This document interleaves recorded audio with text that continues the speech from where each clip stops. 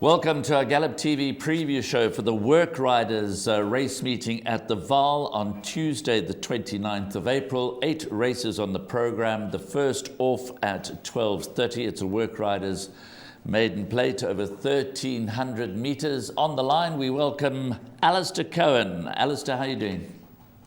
Yeah, good, thanks, Graham. Half-felt feature season is over, and you know what that means. We're in the week of the official start of champion season, and I know that we're recording this obviously on a public holiday on the Monday, and declarations are only being done on Tuesday, but here I am looking at nominations and declarations for Saturday at Hollywoodbets Greyville for the start of champion season. Love the independent on Saturday, Drill Horse Stakes. I think that the 3-year-old colts this season are going to be well worth the entry fee for the World Sports Betting KZN Guineas, and perhaps even more particular the Daily News, which is just a month away, and the World Sports Betting Fillies Guineas, a nice chance for perhaps an under-radar filly rated somewhere in the hundreds to put her hand up as a good stakes filly. So, yep, an exciting time. As for this Tuesday, Graham, it's Work Riders, all maiden plates, so that might sort of yield towards punters thinking that it might be a little bit straightforward in those good, solid handicaps that we're going to get in the half-out for the next few months during the off-season. I enjoy the Work Riders race meetings. Obviously, all the families come up to the course and makes a little bit of a vibe and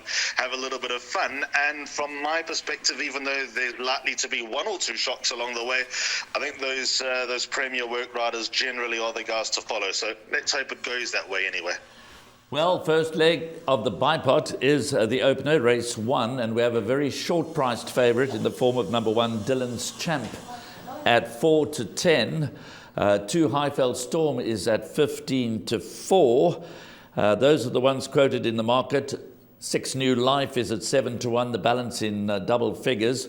Number 5, The Real Deal, was carded to run on Sunday, but he was scratched there, runs here in preference to that engagement. Number 7, Milo's Millionaire, though, did race, finishing 6th, 18 and a half lengths behind the winner. So we'll have to see whether number 7, Milo's Millionaire, takes its place here. But it's a small field. Dylan's Champ dominates the betting, shapes up as a natural bipot banker in the opening leg. Do you agree with that statement, Alistair? Well, Graham, I mean, he shouldn't miss the top 2. He's a full brother to William Robertson. He's everything that William Robertson isn't. William Robertson's a top sprinter that can win over the middle distances. And here we have Dylan's Champ going back to that sort of middle distance range. But how much more punishment are punters going to take with Dylan's Champ? He's been beaten odds-on favourite twice before when he's run some pretty ordinary maidens and failed to get the job done. He was scratched at the start of his last engagement when it looked like he had a golden highway of getting the job done. But with that said, Graham, he's got Tapiso Matsuelo on board. Tapiso rides A lot of work for Fabian Habib, and B, a lot of winners for Fabian Habib. And if he's not riding winners for Fabian Habib, he's generally in and amongst the action and Work Riders races. The key might be the drop in distance, just judging by the genetics and what the full brother's all about. And the last run to Immediate Edge simply shapes up as easily the best and most compelling and strongest form on offer. I mean, Immediate Edge, although he's got a lot of work to do to make the Hollywoodbets Durbanville final field, he is an entry, and he's not too far down the bookmakers' boards. That last run, the form line has been franked by Immediate Edge, obviously. Count Hutiku, also Apache Chief, who ran second as a maiden no more, so there are a lot of sprinkles of good form lines about number 1 Dylan's Champ, and I'm on the verge of saying it is now or never for number 1 Dylan's Champ. So yes, he is a bipot banker. If he does get rolled, the stable companion number 2 Highveld Storm has some sort of claims, but jockey engagements do give you a fair direction here. And there's a lot of War of Kingdoms form in this race, Graham. These horses that ran to War of Kingdoms are bar New Life, established maidens, professional maidens, and we're well beaten by War of Kingdoms, but I think there's something about War of Kingdoms, so I'm interested to see how much improvement number 6 New Life makes under Chamo Mabaya for Paul Matcher, but I think he'll need to make a lot of improvement to beat number 1 Dylan's Champ. And also just to note that number 2 Highveld Storm, the stable companion to the favourite and second choice in the market, has been declared to race with a Cornell collar. So let's go on to race 2, which is the opening leg of the place accumulator. It's a Work Riders maiden plate fillies and mares over the minimum trip of 1,000 metres. Race 2 due off at 1:05. Let's just have a look at the changes first of all. Number 7, Chasing the Crown. That was due to run over the weekend, the rain-delayed meeting, but was scratched there, runs here in preference. But 8 Bright and Brazen was, of course, a winner and is thus ineligible, so that'll come out, reducing the field to 7 runners. Now, the betting was priced up with Bright and Brazen in the race, so there'll be huge adjustments. But just to give you some idea, number 1, Sunfire, 5-2. Number 2, Panthera Uncia, 28-10. 3, Empress Wu, 5-1. 4, Bilingual, 9-2. In the early market, Bright and Brazen was the co-favourite with Sunfire. So there's going to be huge adjustments to the betting as a result of the scratching of number 8, Bright and Brazen. But here we go. Take us through race 2, Alistair. When the place accumulators your suggested bet, and in the first day you got 2 horses in the form of Sunfire and Panthera Uncia, I think that tells you about the depth or lack thereof of the race. There's very little form elsewhere. Bilingual is also a professional maiden, 23-start maiden, but what she has in her favour is Anati Feni on board for St. John Gray. Anati's like family to Mike and Matthew de Kock. He does a lot of riding for the de Kocks. In fact, I'm under the impression that he's actually in Durban as Anati for champion season and is making the trip up to Joburg to ride on this Berg Riders race meeting, so that might be a little bit of a clue in itself. But Bilingual, I'm surprised that she's still a maiden after 23 starts. And here we are with 2 work riders who have actually been in Japan for a while. Goodman Daramasi and Sam Masia. I haven't seen much of them of late, but they are back in town. Sam, you'll remember very well. He was one of the catalysts, one of the starters of the work riders ranks. He's not lost any of his style and any of his pizzazz, and hopefully none of his winnings since he's been in Japan. I think Panthera Uncia probably brings the most ready form into the picture, drawn towards the outside. I know it's a small field, so it's probably all academic, but I still reckon that she's got her best chance of getting out the maidens. She's no solid bet. She never will be a solid bet, number 2, Panthera Uncia. And I think if she does come unstuck, number 1, Sunfire is my idea of the one to pick up the pieces. She has been very inconsistent. She returned not striding out last time out, has been off for 122 days, dropping back to 1,000 metres though. I think the fresh angle about this daughter of Willow Magic, coming out fresh, ready to go, probably a happy and strapped up horse after her last start behind Green Sapphire, who, mind you, is no mug, and even her penultimate start to Kamati River, although Kamati River then was nothing, and now she's running in feature races and not leaving too much mud in her face in those feature races. I think she brings enough claims at her best, but she's clearly not one to rely on. So 1 and 2 my PA numbers in the first leg here, Graham, and I'd settle on those numbers in the bipod as well. So there we go, 1 and 2, Sunfire and Panthera Uncia, the principal fancies of Alistair Cohen, and those are the 2 that is included in the opening leg of the place accumulator. Race 3, first leg of the pick 6, Work Riders Maiden Plate, 1,000 metres. Again, a small field. That's the theme for the day. 7 runners in the race. The changes, number 2, Summer Shade, will race without the blinkers. Number 4, Red Sea Hills, will race unshod. The market, 1 Ringo at 4-1. 3 Jet Kerrari, 22-10 co-favourite with number 7 Sylvan Warrior, 22-10. 5 Act on Snow, 9-2. 6 Iconic Winter, 15-4. So those are the ones that are quoted in single figures in the small field of 7 runners. It's the first leg of the pick 6. So Alistair, the obvious question, how wide do we need to go?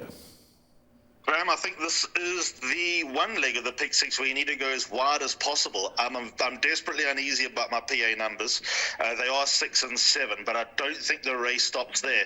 The top choice is easy, number 7, Sylvan Warrior. Pelasila Makawa takes her out for Tony Peter. I think Tony's got a live chance with number 3 Jet Kerrari, but judging again by jockey arrangements, Pelasila is, I'm going to use that line again, like family to the Peter family. They say that he grew up with them, and he's ridden a lot of winners for Paul back in the day, and now for Tony in the last 12 months, 17 rides, 5 wins and 6 places. That's a high percentage. Now, what leads me most towards Sylvan Warrior, although it looked like sudden improvement, the run to Carlfoot stacks up very nicely indeed, because Carlfoot came out and ran in a feature race over the weekend, the Protea Stakes, and ran in a well-beaten third, but a good enough third to finish in front of the likes of Tin Pan Alley and King Harold, 2 horses who I think are above average 2-year-olds. So I think that's got to stand number 7, Sylvan Warrior, in good stead. If he confirms that improvement last time out, he is going to take all the beating. Number 6, Iconic Winter. Fitness to be taken on trust here. Graham hasn't run since the 9th of June. That was the day after Richard Verree broke the record in double Grand Slam, because Golden Moment was, obviously Richard got a lot of family up on the Hartfeld, so that was the day that his family came to say well done at Turfentine. I pulled up that form line, and it is very ordinary to say the least. In fact, I didn't look deep enough, but I don't think there's a single winner. Never mind direct winners, but I don't think there's a single winner from the form at all. But it was a fair run, stayed on nicely, number 6, Iconic Winter, and she might be able to do a little bit of justice to that form line, although it's not going to take a turn above average all of a sudden. If you fancy number 7, Sylvan Warrior, number 1, Ringo, got to go in. Jacob Hoering takes her right. I know him from Kimberley days, so he's on board for Chris Yonke. He's associated with the Yarp Visser stable, is work rider Hoering, so he gets a chance for the Visser neighbour. 3, Jet Quirari coming back from a break first run as a gelding, not one to take lightly, but like I said, jockey arrangements do steer me towards number 7, Sylvan Warrior. And number 5, Acton Snow, I suppose, doesn't have her legs tied up either, with blinkers on for the first time and getting a neat little sex allowance. And I think all of those have winning chances here, Graham. Like I said, in this leg of the pick 6 is the one that I'm most uneasy about, but in the PA, which is my suggested bet, I've gone with 6 and 7. If I were to include one other, I'd actually go with number 1, Ringo. I think he moved in like a winner last time, didn't quite go through with it. They go a crazy pace and he gets something to lead him along. He might be most dangerous, but a lot of ifs in that. So there we go. Complicated start to the pick 6 on a day when, as mentioned, we have smallish fields. Perhaps you can go shorter elsewhere. Certainly, Alistair suggesting we go as wide as possible in the opening leg of the pick 6. But race 4, which is also the first leg of Jackpot 1, it's Work Riders Maiden Plate Fillies and Mares over 1,600 metres. The scratching here will be number 1, Honor Jet Plane, now ineligible, having won over the weekend. Number 5, Mrs. Wonderful, did not race over the weekend, runs here in preference and gets pacifiers. So those are the changes. The scratching again will leave us with 7 runners. And again, I give you the betting as it was before the scratching of Honor Jet Plane. That was at 18 to 10. So can't run, so the betting will shift around. Number 2, Intro 11 to 2. 4, Flight Light 17 to 2. 6, Lava Lamp was 16 to 10, even when Honor Jet Plane was in the market. So this is likely to start odds on now. Number 6, Lava Lamp. 8, Lady Noir 13 to 2. So let's start with number 6, Lava Lamp. Obviously, with the scratching of Honor Jet Plane, Lava Lamp is likely to start deep in the red. And I'm comfortable with the odds on price here, Graham, with number 6, Lava Lamp. Tell you exactly why. Horse around just in front of her, ironically, Honor Jet Plane, who is carded but won't be running for obvious reasons, reasons that you've just disseminated. She's got a lot of scope to improve. I like how she stuck around last time over 1,700 metres. But Mlangeni takes her out for Robin Klaasen yards and form a double at Turfentine on Sunday. And I see no reason why she will come unstuck. I thought her debut run to Satyagraha was a fair effort. Pulling up that form line, there have been a few horses that have run places in the form of Cheerio Baby and Royal Miracle. Chieftain Shield, who was just in behind, has also come out and been consistent. He runs later on in the card and must have some sort of winning chance. And I think that simply she's found the right landing spot to get out the maiden. The horse that I do leave it open-ended for, I've bankered Lava Lamp in my place accumulator. I'll do the same in the bar pot, and I think she'll take a power of beating. But there is definitely a reason to prick your ears about number 8, Lady Noir, with blinkers on for the first time. Ran behind a highly promising 2-year-old trained by Alec Laird in the form of Ideal Summer last time. Sam Mosia, Wayo Mowing, they the old firm. They know strangers to one another. The improvement that she made last time out is encouraging. If she takes to the blinkers and is able to, I think, finish off her race a little bit better. I think that's probably the key here with number 8, Lady Noir. She could be the biggest, and for me, the only danger to number 6, Lava Lamp. But I do think it's Lava Lamp's turn on this occasion. So there we go. Second leg of the pick 6 banker, number 6, Lava Lamp. Keep an eye on number 8, Lady Noir. So if you're going wide in the first leg of the pick 6, go with number 6, Lava Lamp as a banker in the second. Race 5, first leg of Jackpot 2, Maiden Plate 1,600 metres. Number 1, Royal Miracle 33 to 10. Number 2, Sky Pillar Rock 7 to 1. 4, Mystic Vision 7 to 2. 5, Chieftain's Shield is 9 to 2. 9, 2 for the boys is at 4 to 1. So It's a wide open betting contest. There are no changes at the time of recording. Royal Miracle, the 33-10 favourite. Mankawa gets the ride. He's got an incredible strike rate. Is he on the right horse in this race, Alistair? No, I respect him. Big winning chance. He's in the pick six. He's not in my place accumulator, though, number one, Royal Miracle. He's had his chances. Probably didn't get home at his penultimate start. His 2 runs over anything further than a mile have been his worst runs. So I think trimming back to 1,600 metres, which he did last time behind War Reporter, probably going to help his cause. But I think the improvement factor is the angle to take here, Graham. Number 9, 2 for the boys. Sam was here for Wayo Mowing again. I have a massive query overall next to the crescendo form, but I think there's a massive query overall next to the form of just about everything in this race. 2 for the boys showed good improvement last time with blinkers on for the first time. And funny enough, Mystic Vision, who's in this race as well, finished in front of 2 for the boys. And if you watch that race again, Mystic Vision and 2 for the boys T-boned each other at about it says the 300, so that's about right. They've also met behind Espinosa, funny enough, where Mystic Vision finished just in front of 2 for the boys, so both of them made big improvement. But then you've got to ask the question, did they make good improvement on paper because that form was so weak? I think if you ask Lucky Hudolakis about Crescendo, he will tell you, and he mentioned in the interview that he thinks Crescendo is above average. So I'm willing to give them the benefit of the doubt, but I am still a little dubious about the level of form. But like I said, I don't think there is much form here to get too carried away about. So 5 and 9 are the 2, I'm going to get to Chieftain Shield in just a moment, but 5 and 9 are my 2 numbers in the place accumulator. I do think 2 for the boys will turn the form around with Mystic Vision. But then we get to number 5, Chieftain Shield, again a professional maiden, overdue maiden, and whether I'm putting pieces of the jigsaw together and they don't fit, I don't know. But the Ultimate King, for some rhyme or reason, holds an entry for the Hollywoodbets Durbanville.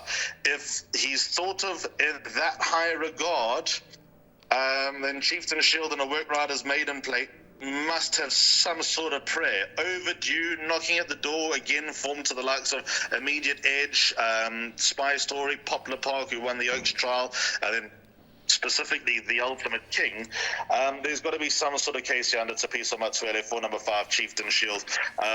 Not, again, one to rely on. Professional maiden had his chances, but his consistency is likely to get him into the top 3 from a PA perspective at worst. So there we go. Tricky race, race 5. Favourite number 1, Royal Miracle, but 5, Chieftain Shield, looking to step up out of the maiden ranks. Race 6, first leg of the final pick 3. Work Riders maiden plate, fillies and mares, 2,000 metres, so the pace here is going to be key. Number 1, Arctic Silver at even money. Number 2, Lunar Rainbow, 18-10. 3, Ginger Jam is 4-1. 4, Amber Eyes, and the rest are all quoted in double figures.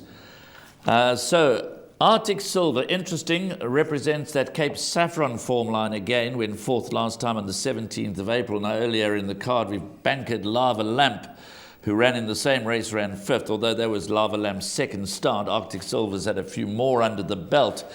But if we're going that strongly with Lava Lamp's form line, are we doing the same here in race 6 with number 1, Arctic Silver?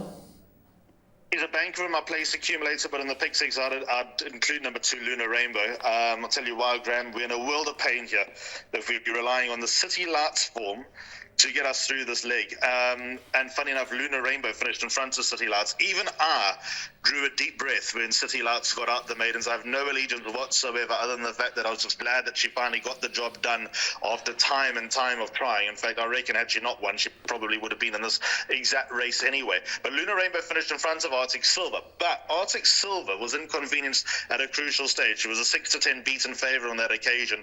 But spot on. If we're going to use the Cape Saffron form, which has already sparked up as a line of reference earlier on, then I think we've got to follow through with that line of reference here. I just like the improvement that she showed last time. That for me was a far better run than anything else that she's been able to string together so far. Terry Yard had a very, very good day on Saturday. A little bit quiet, a little bit below par on Sunday, but we know Sean comes to the party on big days. Siam Kumbuzi, fantastic. He does all the winning groom interviews for Sean. Lovely young guys. Sia rides a lot of work there at Sean, as do so many other jockeys and work riders. And this could be the nice reward that either of them are going to give each other. So I do make her the horse to beat. Number 2, Lunar Rainbow, the half sister to Minogue, got a little bit of small black type over the weekend. Also overdue. 2,000 meters, she has got a little bit of form over 2,000 meters, but I think overall I'll be more comfortable with a slight drop in distance. But what she's got in the CV is that she finished in front of Arctic Silver. Now, I've made a big song and dance why the City Lights form is a reference point not to get too excited about, but of the 7 runners, 5 of the horses come from that form, so it's got to count for something in the here and now, Graham. And Lunar Rainbow was top of that list. Alistair, maybe we can organise an Out of the Maidens match race between English Mistress and City Lights. That could be interesting. Tongue-in-cheek, that comment. Race 7, the first leg of the final double. Maiden plate 2,000 metres. Number 1, Santiago's Pride, is at 4-1. Number 2, Heroic Act, 5-2. 3, Brigham tops the betting boards at 2-1. Number 4, Gift of Royal, 33-10. Number 5, Blurred Vision, is 8-1. This one races without the blinkers. That's the only change that we have at this early time of recording. So again, the betting suggests it's competitive. 3, Brigham at 2-1, 2, Heroic Act 5-2, and 4, Gift of Royal 33-10, with 1, Santiago's Pride at 4-1. So quite congested at the top of the betting boards. How do you read the race, Alistair? I think it's quite a straightforward race, to be honest, Graham. I think number 3, Brigham's going to take all the beating, stepped up in distance with blinkers on for the first time last time. I know Stop the Traffic's no great shakes, but Brigham at the 400 was not running second. Brigham at the 200 was not running second, but at the line he was running second. You can make the argument he might have cleared beaten horses, but for me, it looked like he hit the line with a little bit in hand. He's from a purely long-distance family from the Maritz Fontaine team out of Gap here by Rich Man's Gold, so the step up in distance should be no concern. As we know, Wayamau is not afraid of stamina races either. Sam Masia's on board, so he's going to take a lot of beating. He finished in front of Blurred Vision, he finished in front of Gift of Royal on that occasion, so I didn't see too much reason for that to all turn around. But funny enough, in a bit of a dichotomy, have included number 5, Blurred Vision, in my place accumulator. I know he's held, but Nati Fenny's got to be worth something. He, like I meant, well, didn't mention this, but he is the leading work rider at the last full work riders race meeting 12 months ago. The fact that he gets on board here for St. John Gray, also got to believe that he won't be too far off the action. Again, an exposed maiden. He's got some pretty ordinary form along the way, but he has got into a more consistent routine of finishing number 5, Blurred Vision, so I've got time for him to run into the top 2. I must be honest, I expect to double up here. I'd be disappointed if I don't. I think Heroic Act's last run, I'd like to see that wasn't a flash in the pan coming back from a layoff behind instant attraction. A weak form line. Santiago's Pride, I much prefer the stable companion, especially with Sam Masia on board. 4, Gift of Royal, probably from the most informed yard in Joburg at the moment. Probably not one to totally ignore from the pick 6, but they're going to have to run to beat number 3, Brigham, in my opinion.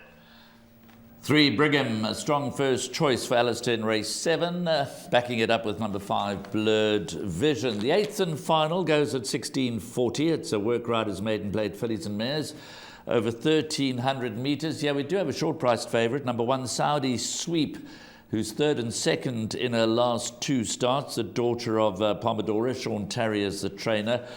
This one kind of dominates the betting, but 9, Sasha Lee, is at 2-1, and 10, American Socialite, at 7-1. That's a first timer. The rest all in double figures. So a dearth of meaningful form in the 8th race, but certainly on paper, number 1, Saudi Sweep, does appear to bring the best into the race, Alistair. But are you concerned that Sasha Lee could provide a measure of opposition? That's exactly how I read it. Prepared to hold this race to 2 horses, Graham. Number 1, Saudi Sweep, is undoubtedly the horse to beat. There was money for her last time when she nearly started even money. Obsidian, next time he runs, if he runs at a similar type of field that he did on Saturday, is going to be a very hard horse to beat. Siam Kumbuzi, Sean Tarry team up. She's related to that well-performed horse, Matador Man, who was at his best over a mile, but won.